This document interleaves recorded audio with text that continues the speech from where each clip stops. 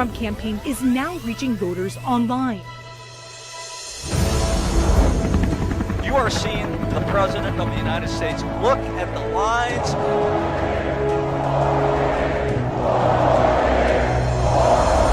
You join our movement. A lot of President Trump supporters here. Greatest movement in the history of our country. I think the one thing we can say they all have in common is they are fighters, both figuratively and literally. We are leaders in our communities, going to ensure that President Trump gets reelected soundly in November. Because we have such strong leadership coming from the White House, we are making it through. God has called President Trump for this purpose in this time. So let's keep voting for him, and we will keep winning. I honestly don't know why Joe Biden is running. He can't remember anything. President Trump has been a champion for families and in particular for mothers. And he ran on, I'm going to build the wall. We are one people, one family, and one glorious nation under God.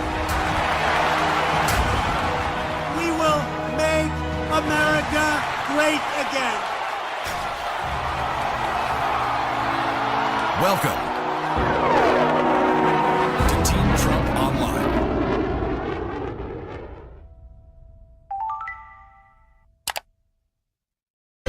We will move the American embassy to the eternal capital of the Jewish people, Jerusalem. Every president since then, Republican and Democrat, has waived the move. President Donald Trump promised during his campaign to move the embassy, a promise he kept in December. Today we officially open the United States Embassy in Jerusalem. Thank you, President Trump, for having the courage to keep your promise. We will make America great again.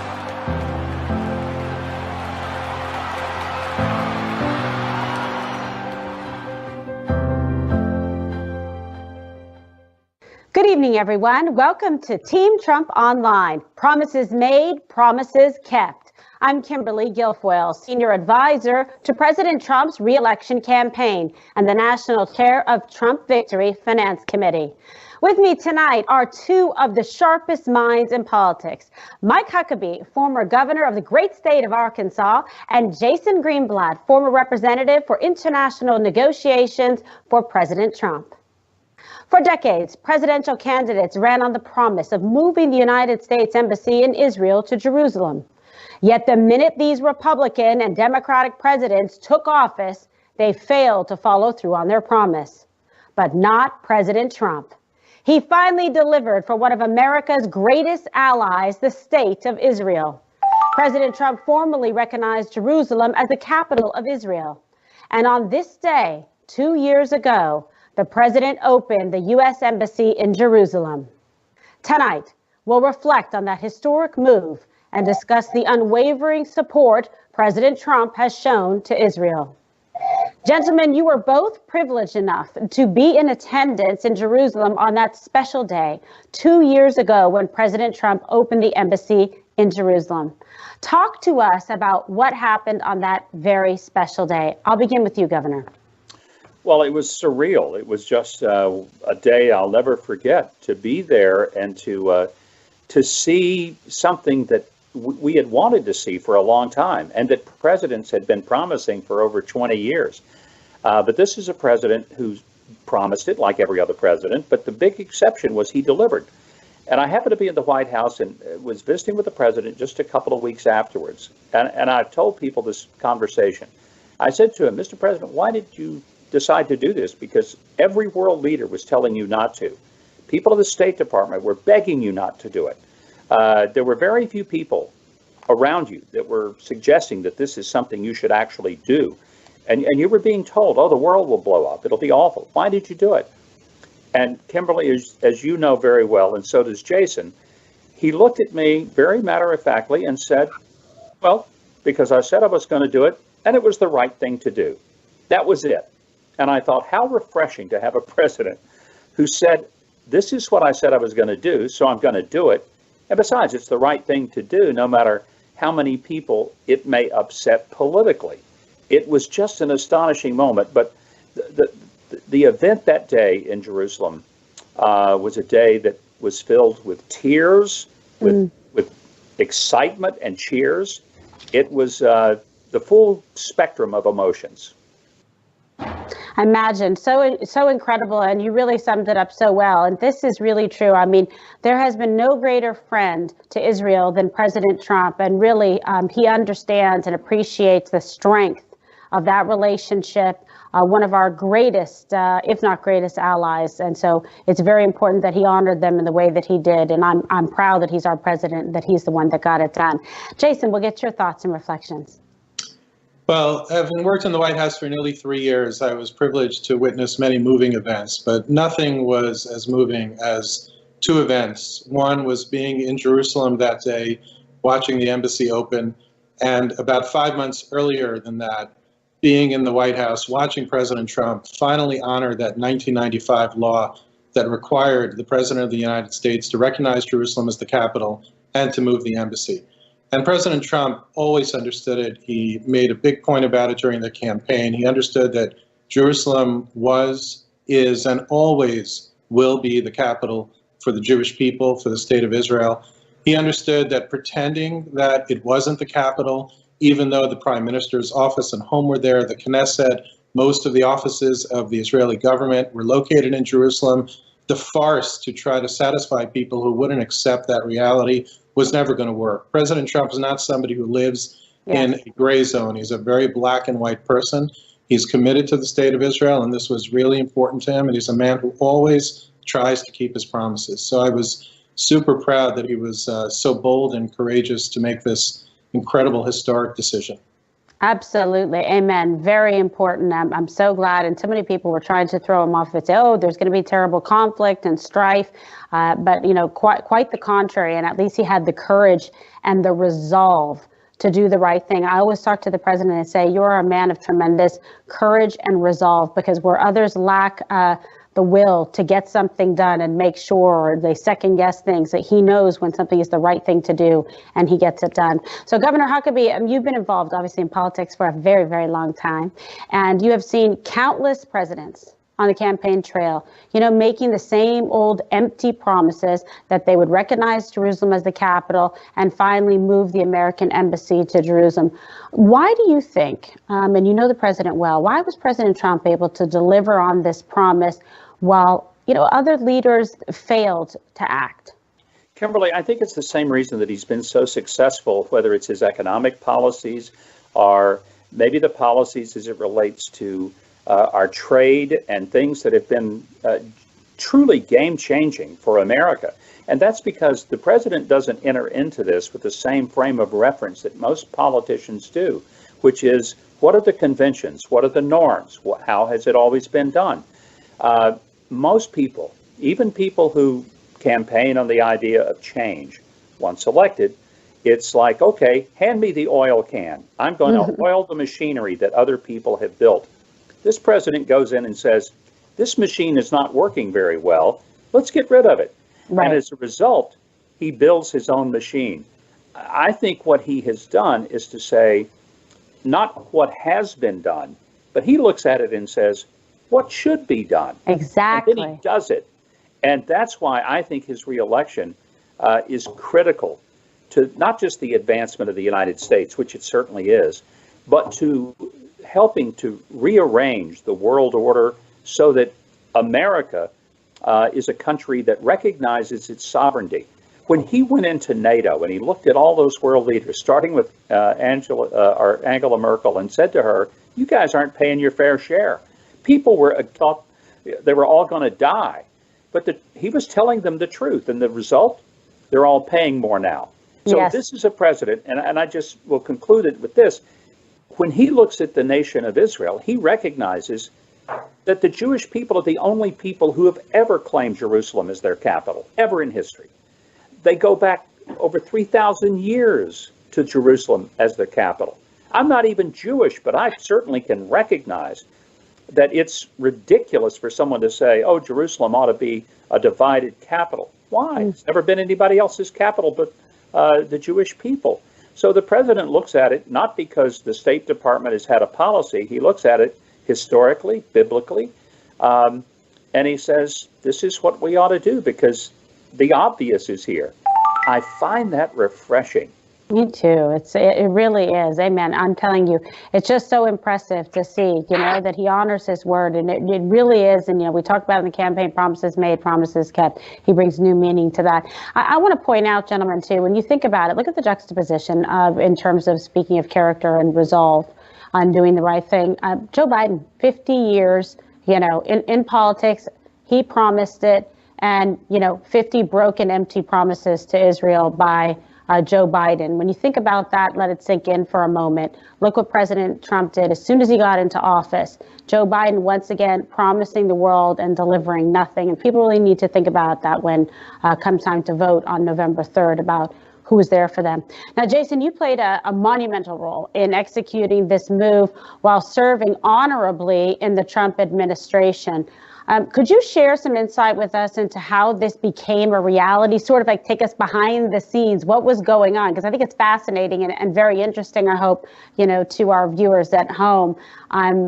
What was the process there then when President Trump decided this was the right decision and the right time, the right move to make? Sure. Thank you, Kimberly. I also want to address something, though, that you said about Joe Biden. Joe Biden's remark about moving the embassy was that he wouldn't move it back, but it was a mistake. That shows a fundamental misunderstanding of U.S. law. The only reason not to move the embassy was if there was a national security reason to move it, not that it was a mistake. He can't prove why it was a mistake. Clearly, it was not a mistake because we recognized Jerusalem and the embassy was moved, and here we are, and there's no problem. But in terms of the background, I really give President Trump a tremendous amount of credit because, as Governor Huckabee said, he was under tremendous pressure from world leaders. Everybody was calling him, don't do it, don't do it. Blood will fill the streets, all of these threats. And he did his analysis. He relied on the U.S. government. The entire machine of government gave them their opinion. And as always, I've known President Trump for 23 years now. He is able to cut through things and really get to the heart of the issue, understand the conclusions, and make these kinds of decisions. So it was a very extensive process with lots of important brains on the process, but he himself deserves all the credit, and even more so than people could imagine, because of all that tremendous pressure on him not to do it.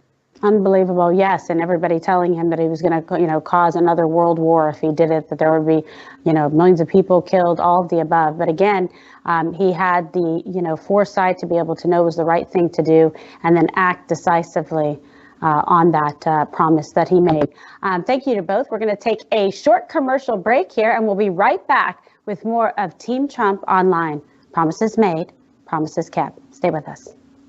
I'm Donald Trump, and I approve this message. My administration will take all necessary steps to safeguard our citizens from this threat. Hysterical xenophobia. Giving Americans a false sense. Is it accurate that if these steps had not been put in place, it could have been 2 million people dead here in the United States? Yes. No matter how hard they try to stop us, they can't. We built the greatest economy the world has ever seen, and we're going to do it again.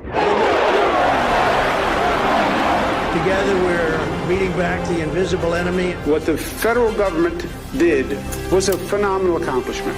Through it all, the world has witnessed the unyielding American people.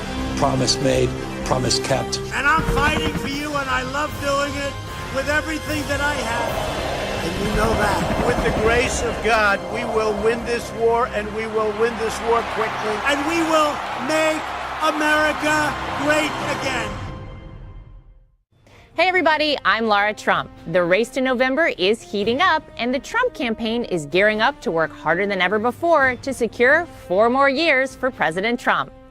To achieve this historic win, we need you, your friends, your neighbors, and your families to join our movement. Ready to fight for President Trump? Text ENLIST to 88022 and register at armyfortrump.com today.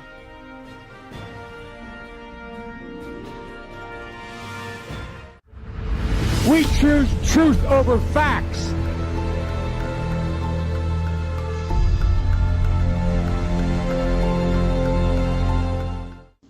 Welcome back to Team Trump Online. Promises made, promises kept. I'm Kimberly Guilfoyle and Jason Greenblatt. Now, we just heard about what it was like to be in attendance for the opening of the embassy in Jerusalem and how committed President Trump was to making this move a reality. Now, under President Trump, the alliance between the United States and Israel has never been stronger. On top of recognizing Jerusalem as Israel's capital and moving our embassy there, President Trump also recognized Israel's sovereignty over the Golan Heights, a move that was critical to the overall security of Israel. Jason, you advised the president when he took this action. What does this action mean for the Jewish people? Well, it was such a critical issue to the safety and security of Israel, and anything that helps, in this case, very significantly, the safety and security of Israel, helps Jews around the world, helps any Israel supporter around the world. There was a lot of criticism about that, but any of the criticism was completely unfounded because it is completely consistent with Resolution 242 at the UN Security Council, which requires safe and secure borders. If President Trump would not have done that, we would still be left with the Golan Heights that is in limbo, which would allow Iran an entry point to Israel. Who would get the Golan Heights? Syria? Syria, even before this tragic, disastrous civil war, was a terrible place with respect to Israel. It was at war with Israel. It attacked Israel time and time again.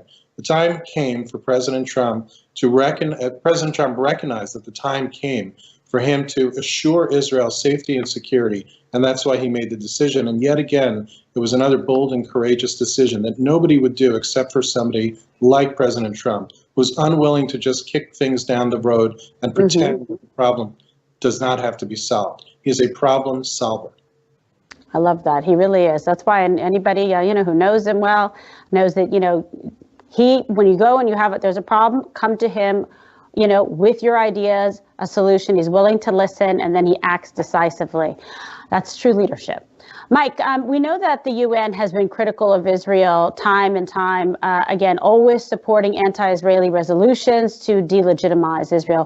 Why has it been so important for President Trump to push back against the international organizations? Well, because he's telling the truth, Kimberly. This is something that has been so refreshing. He didn't go to the United Nations hat in hand and pretend that he was going to allow pipsqueak nations from around the world who barely have enough army to patrol a small street to dictate to the United States what our policy would be toward our most important ally in the Middle East, and perhaps most important ally in the entire world. Fortunately, he surrounded himself with great advisors, people like Jason, who has been a phenomenal asset to this administration, appointing David Friedman to be the ambassador. Excellent. What a great pick that was. Absolutely brilliant. But more importantly, you just mentioned something that a lot of people may not fully grasp. He has phenomenal instincts, gut-level instincts to assess a situation. And I think it became very clear to him that the United Nations is basically an organization that has surrendered itself to the loudest and sometimes the most incompetent voices. So because of the hatred and anti-Semitism that has just been rampant at the United Nations, this president refused to play along and did not allow, whether it was our ambassador before, Nikki Haley, or anyone else, to go in there and pretend that the U.S. was fine with the kind of anti-Semitic, anti-Jewish, anti-Israel rhetoric and behavior. As a result, the world knows that Israel is not alone.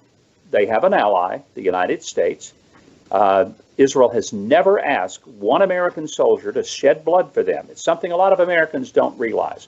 We've never fought their battles. They fight them themselves. We have supported them with intelligence and with arms, but we have never put the ground in Israel. But we have recognized that it's to our advantage to be a strong ally with Israel against terrorism, and their democracy, their level of freedom, is the one bright spot from the Atlantic all the way to the Pacific, across the southern hemisphere, throughout Asia. And that's why, thank God for this president and his willingness to recognize the value of Israel as our partner. Absolutely. Well stated. And it was a very incredible, moment, very moving. I had the privilege and honor of being able to attend with the First Family, the United Nations General Assembly.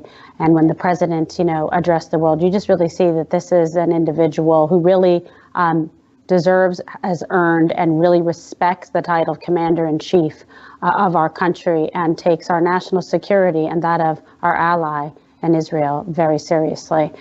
Jason, one of the president's most significant actions was withdrawing from one of the most disastrous foreign policy agreements signed in modern history, the Obama-Biden Iran deal. Now, we know that Iran has consistently destabilized the Middle East, supported terrorist groups, and threatened the existence of Israel. Now, why was this such a critical decision by President Trump to withdraw from the Iran deal? It's another great example of him not taking the status quo and accepting it. He understood that that deal was a disaster for America, a disaster for its allies, especially a country like Israel, but not just Israel, for Jordan, for Saudi Arabia, for the United Arab Emirates, even, frankly, for the Palestinians, because if there was an attack on Israel by Iran, Palestinians are in that same line of fire. And he was unwilling to simply kick the can down the road. He's worried about my children, my grandchildren, everybody's grandchildren. He did not take office just to keep things calm and simple while he was in office, but rather he wanted to provide real-term solutions. He was not afraid to speak out. He was not afraid to point out that Iran received an incredible amount of money, which they then used to foment terrorism around the world. He's not afraid to speak out and point out that Iran funds Hamas and Palestinian Islamic Jihad and Hezbollah, all of these terror organizations that attack Israel relentlessly, that also cause harm to the Lebanese, that cause harm to Palestinians in Gaza. And in my view, Iran is an existential threat to the region and must be stopped. And President Trump was courageous enough to point it out, despite his detractors in the European Union and others who take a different position. But in the end, they will realize how right he was on this. No, absolutely. It's so important. You can't even, I shudder to think of what would be happening in the world if he, hadn't, put forth the courage to be able to do this. It was such a awful deal, subsidizing essentially state sponsors of terrorists by why would we ever in a million years give Iran money? I mean, it's just, it blows your mind. Mike, so the Democrats have criticized the president for getting out of this, horrible Iran deal and moving the U.S. Embassy to Jerusalem. Why are the actions of the Trump administration supporting the only democracy in the Middle East so controversial to the Democratic Party? I think we're seeing more and more, Kimberly, that the Democrats have decided to side with socialist ideology. Yes. I mean, it's beyond me. I don't even understand it. And even Joe Biden, who's supposed to be the moderate, there's nothing moderate about Joe Biden. No. Maybe he once was. He's not anymore. He's fully embraced the AOC, Green New Deal. He's embraced all these forms of where the government would basically take possession, not just of policy, but of property. And the net result of that, that's socialism.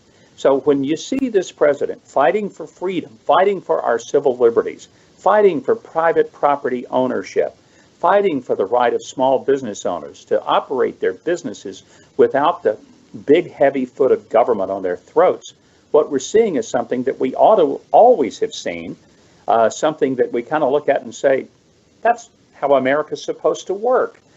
And I think a lot of people are frightened who have built this sense of government control, a sense of a big government that tells us when to stand in line and what to do while we're in that line. This is important, and it's one of the reasons that the re-election of this president becomes paramount for the future of our country. There's so many different aspects of it, but just to protect our basic constitutional rights and our personal civil liberties, reason enough. It's unbelievable. And thank God we have him. That's why we need 4 more years of President Trump to keep America safe, to make great decisions, and to really honor and support the relationship, with our allies, especially in this, area geopolitically. It's, filled with strife and conflict. all the time in the Mideast, and now that's why we need President Trump to work directly with Israel to help keep not just America, but in fact, the world safe. We need that partnership. All right, thank you, gentlemen. We're going to take one final commercial break, and we'll be right back for more on Team Trump Online. Promises made, promises kept. I'm ready to go. This is a crisis. This is no time for Donald Trump's record of hysterical xenophobia. Biden's son inked a $1 billion deal with a subsidiary of the Bank of China. Why are we getting nervous, man? China is going to eat our lunch? Come on, man. They're not bad folks. Since the outbreak, the Communist Party has been mobilizing overseas organizations to buy local supplies and send them to China. The growth of China is overwhelmingly in our interest. What a beautiful history we wrote together. Banning all travel will not stop it. The president is right. That travel restriction on China, as every public health official we've talked to said, bought the country time. Hysterical xenophobia. Dear mine. Xenophobia. Joe. I complimented him on dealing with China. I'm not going nuts. I'm Donald Trump, and I approve this message. Democrats destroy everything they touch. That's a fact. After years of failure as a result of their terrible leadership, our nation is finally winning again under President Donald J. Trump. Sadly, the Democrats and the fake news media hate my father more than they love our country, and they're doing whatever it takes to tear us down at the expense of the American people. That's why we need every American patriot to step up and join our fight. Just download our app to receive alerts from the Trump campaign, and you'll get the latest updates on our efforts to keep America great.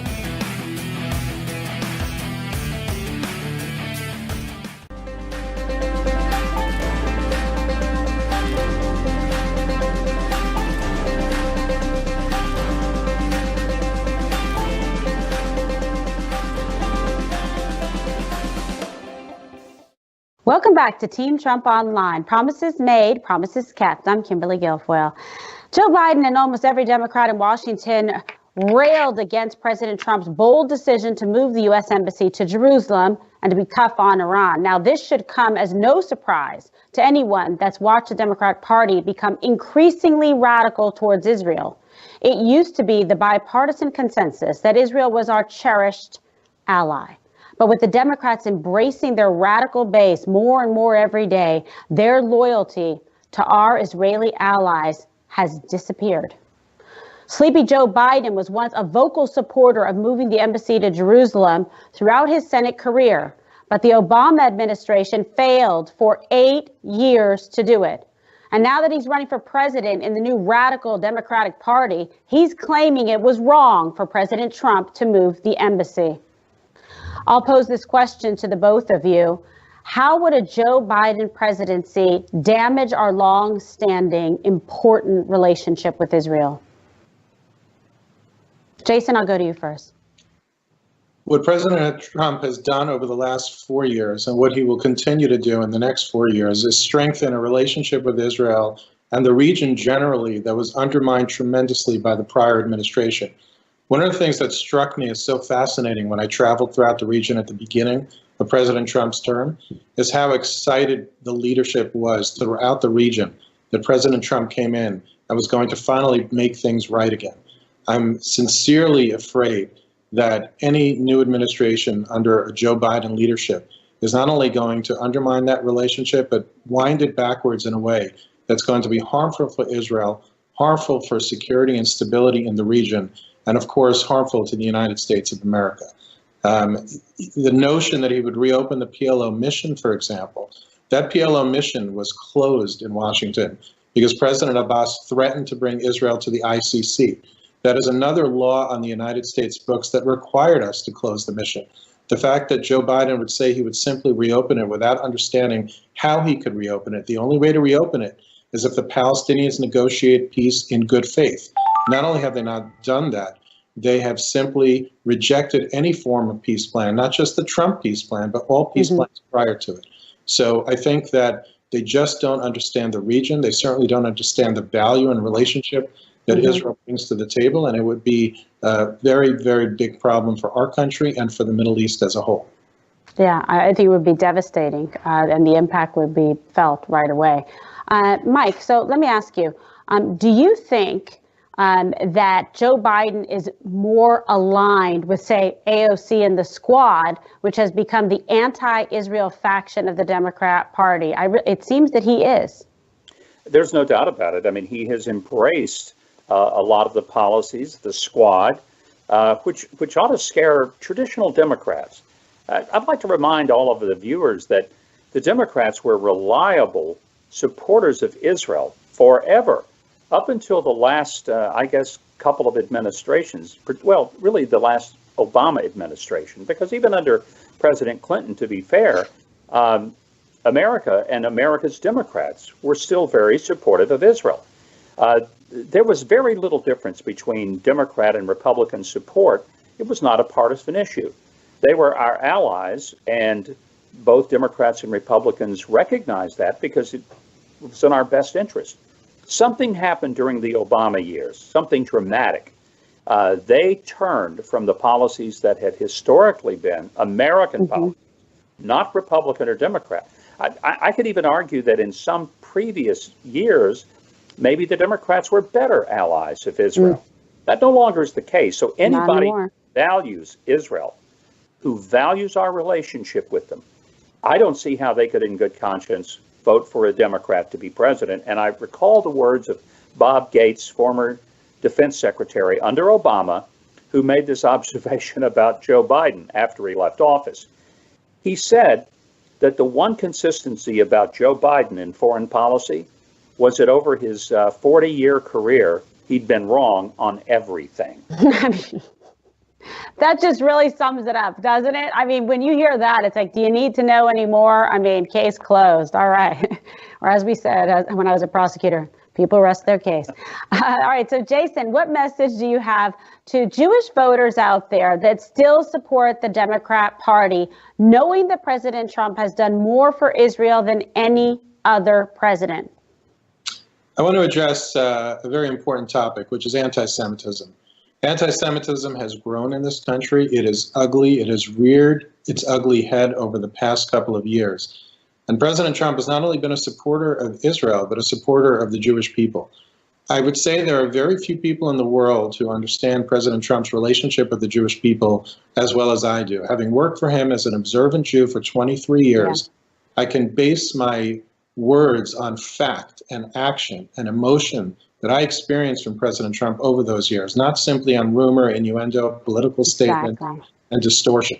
He has fought anti-Semitism. His words have been remarkably strong. You go back to his 2018 State of the Union speech. Have you ever seen a speech that touched on anti-Semitism and Jews the way that speech did? He went to Pittsburgh, the site of that tragic attack on the Jewish community. His words were so powerful, so important. So he is a president who will not only support Israel, but support the Jewish people, black and white, no questions asked. Yeah, unbelievable. It's really true. And I just, I wish I could just get in front of every single Jewish voter and make the case for President Trump, because it's making the case for Jewish Americans. It's making the case for Israel and the importance of this relationship that we have and the strength of President Trump as he stands for Jewish Americans, stands for Israel and our partnership with them as such significant and valuable, cherished allies. We can accomplish so much with President Trump in, and I think it's just incredibly important that we make sure that this happens for the benefit of all. I just want to thank you both and just ask you if you have any, final thoughts before we sign off on this incredible day and occasion. Kimberly, I'd like to add that it's not just the Jewish people that ought to vote for President Trump over his relationship to the nation of Israel and to the Jewish people, but my fellow evangelical Christians who are very supportive of the Jewish state of Israel and of the Jewish people. I was once asked by one of my very close Jewish friends from New York. We were in Israel together, and I had been with him on several occasions, and he said, I don't know that I fully understand why the evangelical Christians are so supportive of Israel and the Jewish people. He said it's not that true of maybe all the people who identify as Christians, the more liturgical type Christian people, but the evangelicals are, which as we all know, were the margin of victory for the president. And I said, it's quite simple. We're people of the book. We believe the Bible. And we, like our Jewish brothers and sisters, recognize when God said in Genesis, they who bless Israel will be blessed, and those who curse Israel will be cursed. I said, we take that pretty seriously and pretty literally. I said, this is a president who has blessed the nation of Israel, and we believe we will be blessed for it. So to add a Christian perspective to the importance of this president being supportive of Israel and the Jewish people, I would say that it's the only option that people of conviction, people of principle, when it comes to their biblical roots, I think have when it gets down to the election. If this is an important issue, and it better be, they've got one option: re-elect President Trump. 100%. And Jason, I know you echo the same sentiments as the governor, but yes, make the case to the voters out there. Well, one other point I want to make, which is so important to the safety and security of America, all of America, is that President Trump supports and has developed the relationships between Israel and its Arab neighbors in such a meaningful way. Relationships that existed 3 years ago are nothing like they are today, and that is so important to the region and therefore so important to the safety and security of America. He has his finger on the pulse on how the Middle East works. He understands the leadership there. He respects the leadership there. They respect him. And that is another key difference between him and Joe Biden. And the last thing I'll say is, let's not forget that under the Obama-Biden administration, on their way out the door, when President Trump already won the election, they left that terrible gift for Israel, where they pretended that even Jerusalem, holy to Jews and Christians and Muslims, was occupied territory. The holiest places in Jerusalem to Jews and Christians was considered occupied territory by the Obama-Biden administration not vetoing that UN resolution back in December of 2016. Shame on them. Shame on them. Awful. Awful. We have to keep bringing that up. It's important we do not forget. And I want to thank all of you at home for spending your night with us. We need as many patriots as possible to join our efforts to keep America great this November. And here's how you at home can get involved. You can join the Trump Victory Finance Committee. We are a nationwide network of volunteer fundraisers, or bundlers, like I like to call them, who play a crucial role in ensuring President Trump and the Republican Party will be victorious in November. Join our Trump Victory Finance Committee by visiting donaldjtrump.com/bundle or by texting bundle to 88022. As Finance Committee members progress in organizing donations, they reach various fundraising goals and benchmarks that earn them membership status rewards, including invitations to exciting events and special campaign briefings to keep all of our Trump bundlers in the know. And I want to thank our amazing guests this night. I couldn't be luckier to have Mike Huckabee and Jason Greenblatt join me this evening. And a huge thank you to all our amazing supporters at home for tuning in. We appreciate you and we need you. We will see you all next time. May God bless you and your families. Good night. In 2016, we built an unbeatable operation that changed history. Now, we unveil our next breakthrough. The exclusive Trump 2020 app. This isn't just an app. This is your source for real news, not fake news. Straight from the campaign and the president himself. This is your direct line to give input on key campaign issues. Your portal to register voters. Host MAGA meetups. Your scheduler. Your application on becoming a Trump team leader. Join millions and get a front row seat to our virtual events. Watch Team Trump every night at 8 p.m. Eastern Standard Time. Earn points, get rewarded, get the presidential photo. Oh, and did we mention, this is your personal shopper too? So just to repeat, this isn't just an app. This is your tool to keep America great. Join the Army for Trump and download the app today.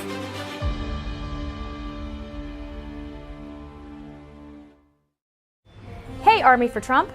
As a strong supporter of President Trump, you'll want to be the first to get the latest news on President Trump, the administration's successes, the re-election campaign, and our road to victory in 2020. First, make sure you text Trump to 88022 to stay up to date with President Trump's re-election campaign. And don't forget, our digital media channels are a great way to get the latest news in real time. Next, set up notifications and subscribe to our channels. This way, you can ensure that you are the first to see our tweets and all of the latest from @TeamTrump. To set up Twitter notifications, visit any of our pages and look for the alarm bell symbol near the top of the page next to the follow button and click on All Tweets. What's next? With the election getting closer, we need the help of each one of you on our road to a Trump 2020 landslide. Sign up today to become a digital activist at armyfortrump.com.